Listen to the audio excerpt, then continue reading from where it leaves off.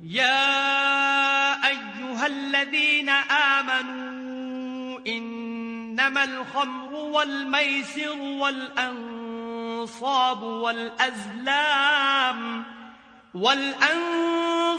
والأزلام رجس من عمل الشيطان فاجتنبوه لعلكم تفلحون۔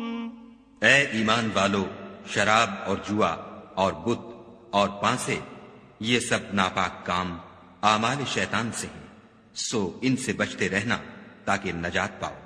انما يريد الشيطان ان يوقع بينكم العداوة والبغضاء في الخمر والميسر ويصدكم عن ذكر الله وعن الصلاة فهل أنتم منتهون۔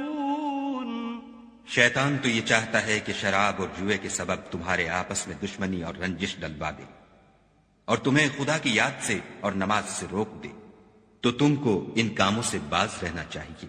وَأَطِيعُوا اللَّهَ وَأَطِيعُوا الرَّسُولَ وَاحْذَرُوا فَإِن تَوَلَّيْتُمْ فَاعْلَمُوا أَنَّمَا عَلَى رَسُولِنَا الْبَلَاغُ الْمُبِينُ۔ اور خدا کی فرما برداری اور رسول خدا کی اطاعت کرتے رہو اور ڈرتے رہو، اگر منہ پھیرو گے تو جان رکھو کہ ہمارے پیغمبر کے ذمے تو صرف پیغام کا کھول کر پہنچا دینا ہے۔ لَيْسَ عَلَى الَّذِينَ آمَنُوا وَعَمِلُوا الصَّالِحَاتِ جُنَاحٌ فِيمَا طَعِمُوا إِذَا مَا اتَّقَوا وَآمَنُوا وَعَمِلُوا الصَّالِحَاتِ ثُمَّ اتَّقَوا وَآمَنُوا ثُمَّ اتَّقَوا وَأَحْسَنُوا واللہ يحب المحسنین۔ جو لوگ ایمان لائے اور نیک عمل کرتے رہے ان پر ان چیزوں کا کچھ گناہ نہیں جو وہ کھا چکے، جبکہ انہوں نے پرہیز کیا اور ایمان لائے اور نیک کام کیے، پھر پرہیز کیا اور ایمان لائے، پھر پرہیز کیا اور نیکوکاری کی، اور خدا نیکوکاروں کو دوست رکھتا ہے۔ يا أيها الذين آمنوا ليبلونكم الله بشيء من الصيد تناله